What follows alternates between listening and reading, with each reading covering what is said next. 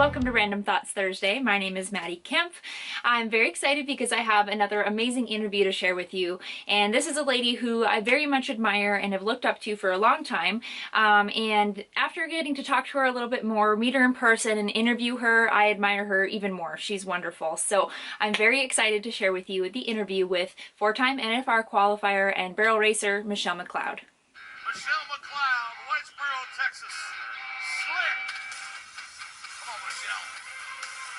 2 barrels down so far. Keep them standing. Let's be clean. Come on, everybody. Help McLeod.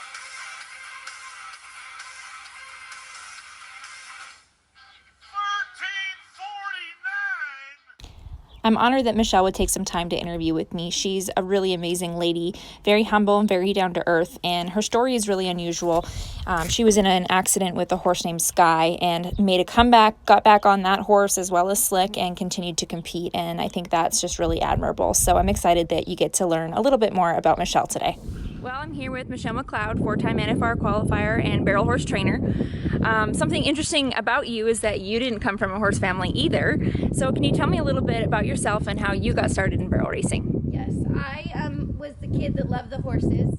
So I was fortunate enough, I think my parents were tired of me complaining all the time. They bought me a pony when I was 8, and that was like my natural babysitter. And I happened to just be thrown out with a good bunch of horse people and learned how to ride. I actually did not learn to start running barrels till I was over 18. I had actually team roped as a kid and then took a break, wasn't in horses at all, really wanted to do it. So when I started driving and could drive myself, I was in Southern California and I drove myself to a barn and worked every weekend that way, saved up money and bought another horse, started team roping again, and then realized I was in college and I wanted to run barrels. And I met a lady by the name of Bess Cheney, and she taught me how to run barrels. She had ran barrels professionally and actually ran a horse barn in Newbury Park, California. So met up with her, and that's how I started running barrels. Awesome. So these last few years have been a little bit different for you. What sparked your decision to kind of take a step back from full-time rodeo? Well, I struggled the very last year I rodeoed, which was in 17. I was unable to run Slick, and I had some nice horses, but it just wasn't cutting it. And it was the first year that I actually ever felt like I was struggling. The 4 previous were just fairy tales, and it was unbelievable. And the miles in the truck are hard. It was taking a little bit more toll on my body, and I think my true passion, and it's always been, is riding these young horses. I'd love to be on a horse all day long, and unfortunately in rodeoing you're in the truck more than you are actually on the back of a horse. So I finished out that year. I said I'd give it the whole year, knowing I wasn't going to make the finals. And when 2018 rolled around, I went to a few winter rodeos, and we're getting some calls to ride some Slick colts. And I wanted to take that opportunity, and I knew if I didn't jump on it then, it would push me back a whole nother year to get a fraternity horse ready. So there were some tears, and it took a lot of internal thinking on what I needed to do, but my gut and my passion was telling me it was time for a change. And definitely. I'm so happy that I changed. There's parts of rodeo I do miss, but right now I'm truly enjoying riding these young horses, and I have a very phenomenal fraternity mare for this year, and it's been fun. She's the daughter of Slick, which makes it even more fun, and I'm just looking forward to this year. Awesome. So you were in a serious accident with Sky, who was a rodeo horse you were running when you were running Slick. Mm-hmm. Your bravery and determination is absolutely incredible. Thank you. Can you tell me a little bit about that accident and what drove you to come back so strong from that? Yeah, and I think about that often. I get people message me, and I just want to encourage anybody, and I get a lot of people asking a little bit off subject that, how do you come back from it? And I think everybody has to come back from an accident at their own pace. I cannot tell you what actually drove me. There were times I sat back and I couldn't believe I was where I was that year. I got hurt the end of 13, 2014. I basically had to rodeo on Sky. I didn't have Slick as much as I wanted that year. That was trying as well. Yeah. There were a lot of times I was in the back and terrified. I don't think I've ever felt that fear before.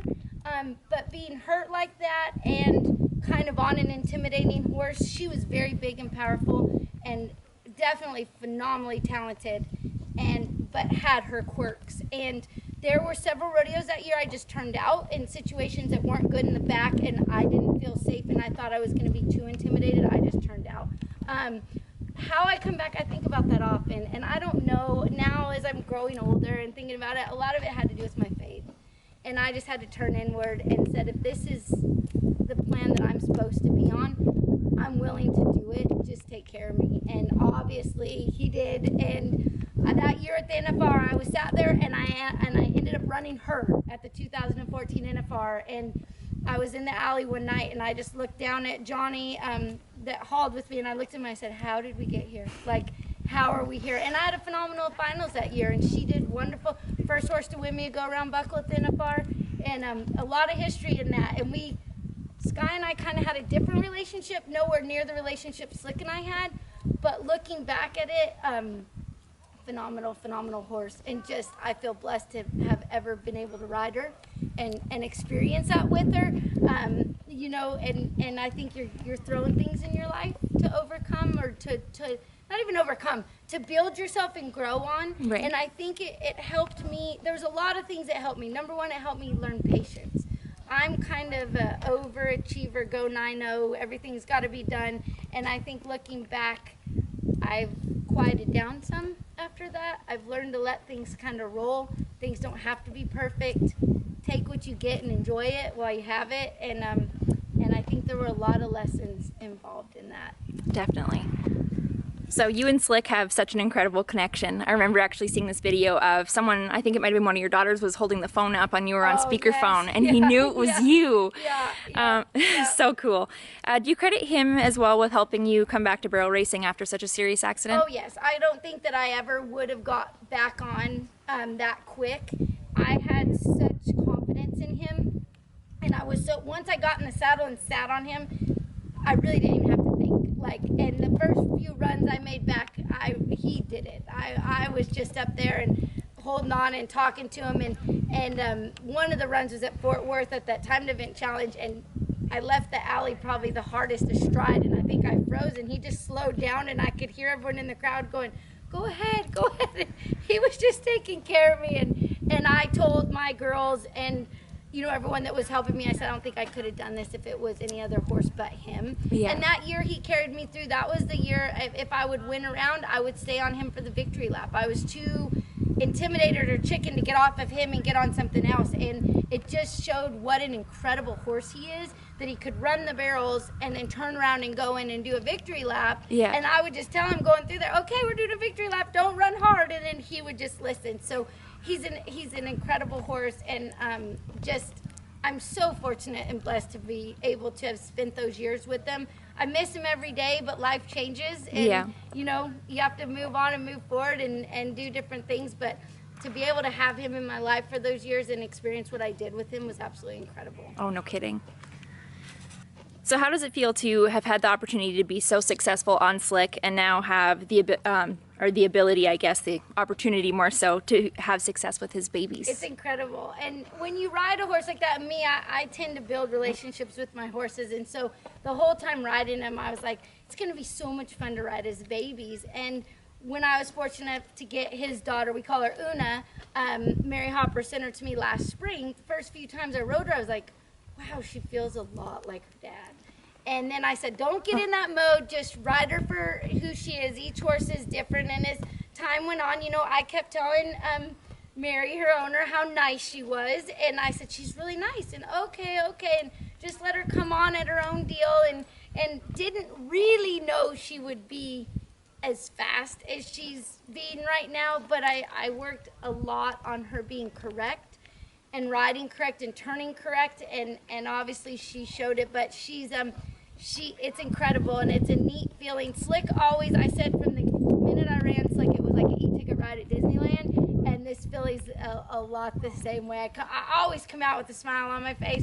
She's just a lot of fun, and it's neat. I'm excited for all of his offspring, and I think he has a huge future in that, and I'm riding a couple others, and I'm excited for the future on the other Slicks that I get on, but it's kind of incredible, and I would really like to ride. I have one I'm riding now that I rode both the mother and Slick, and that's kind so of fun. cool. So that'll be neat when that progresses. Definitely. So having a strong mental game is a huge component of barrel racing.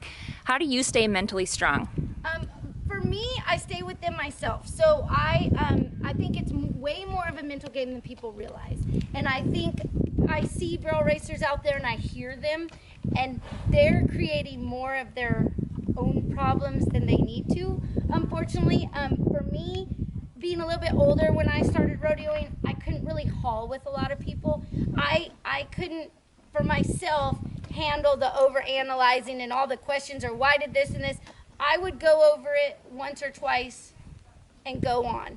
I see that too many people want to make drastic changes in a run, bridle change, this change, that change, when in fact, when you really get up to that level and you're making runs 5 and 6 days a week, I tell people this in my clinics, you end up having more bad runs than you do good runs. And we're not machines.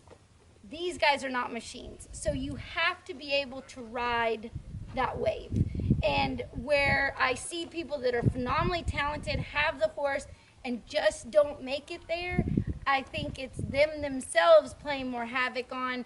I didn't even know I had this attitude, but I ended up having the attitude rodeoing is I just let it go along. I would make a plan, but never, it was like we never really got to stick to it, but I would just roll. So if something happened, you just kind of reevaluated and moved on. And I think for me, and then rodeoing hard, I had to adapt to that and just let it go and go on. And I choose, and the more horses I ride, and even with these colts, when I enter the arena, I just want to turn 3 of the best barrels that I can turn and let the rest be what it is. The time's going to be what it is, and it is. But if I have my good horsemanship and I've done my homework and my prep work and I go in there and I turn 3 of the best turns I can do, that's all I can ask. Yeah. And if I win money, great. If I don't and something happens, go on to the next one. But I try not to overanalyze. For sure.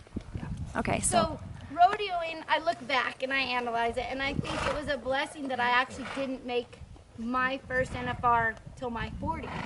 A lot of people don't realize I am, or was, I'm getting better. I try to evolve every day. Very insecure. Very much cared what everybody thought, or if I made a mistake into the world, you know, didn't want to make those mistakes. And I think as the paths are laid out for you, I built a big training barn several years prior to getting on slick.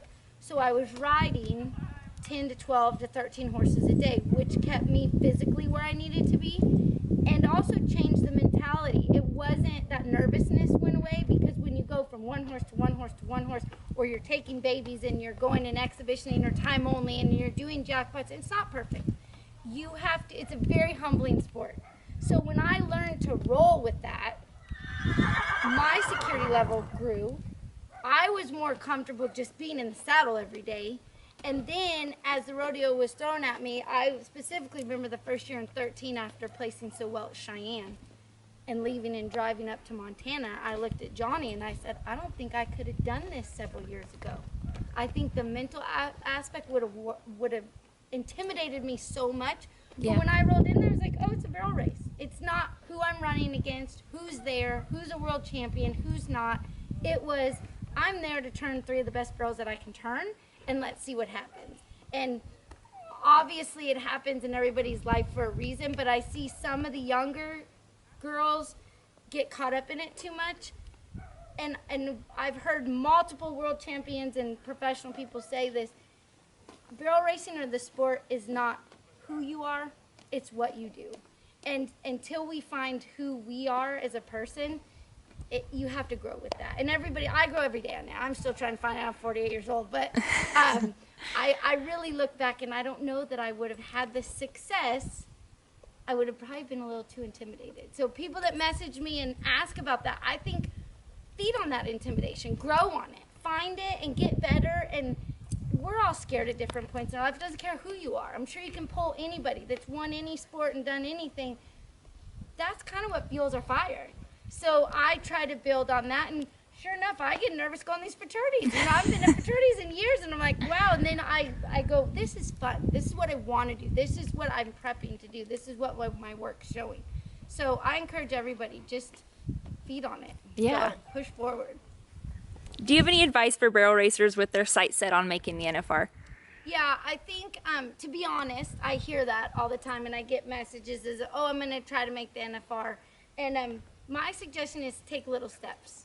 I honestly and truthfully can tell you, when I set out, I had no intention of making the NFR, and it just happened. I respect the goals in that, but don't get so sidetracked on it. Go to the circuit finals. Try to make the All-American final. Whatever, there's different things. Set those goals. There's so much money out there to be won that I personally had no idea before 2013, and was just shocked of what the big world has out there rodeo-wise, of what you can get done. And also the bigger jackpots in the 40s and the fraternities. There's tons of money out there, and our profession and industry is growing, incredible, and it's so exciting. But yes, I get it, but don't get defeated, because it may take you several years to get there. Some never do, but find where you can keep progressing and learning and walk up that ladder to make it there. And all I can say is I really feel it's hard work and determination. And these horses are 24/7, 7 days a week. And when you see the real champions, they're out in the rain, the snow, the wind, the mud. It doesn't, if I have to get a horse rode and it's bad weather, I get a horse rode. And you don't take the days off, and you do sacrifice. You sacrifice your relationships, your family. There's things along that line, and find that fine line, but keep working, and it's hard work. More hours in the saddle will get you there than anything. Yeah, for sure. Okay, so you've had a lot of success in your barrel racing and rodeo career so far. What are your current goals? My goals are, I've thought about that, and I'm a little bit bad about it. I kind of just wing it and go along with it, but I'm so excited about going to the fraternities this year. I just would like to keep placing and being successful. I have one fraternity horse this year, which is a little rare for me. Usually I have a couple. And I have several coming up for next year, so I'm trying to build the program for next year and learn. I've never really fraternitied out here on the west. I've always been back in the Oklahoma, Texas area, so it's really fun venturing out, looking at places to go out here. So just to have, I guess at the end of the day, and being the horseman that I am, is to have this mare, her name, she's a slick one, and we call her Una, is to end the year as sound and healthy and working good as she did at the very beginning. And to me, then I feel I've really done my job, and make her a nice, solid horse that's easy to ride and that loves her job. Definitely. All right, well, thank you so much for taking some time out of your day to interview with me today, Michelle. I really appreciate it. You're welcome. Thank you. Well, thank you so much for watching, you guys. I hope you enjoyed the interview with Michele McLeod. She's a wonderful lady. It was really great to get to interview her and learn a little bit more about her. If you are enjoying these videos, I do have some more interviews on my channel, as well as my weekly video blog called Barrel Racer Life. Please go ahead and check them out, and if you're enjoying them, subscribe to my channel. Thanks, you guys.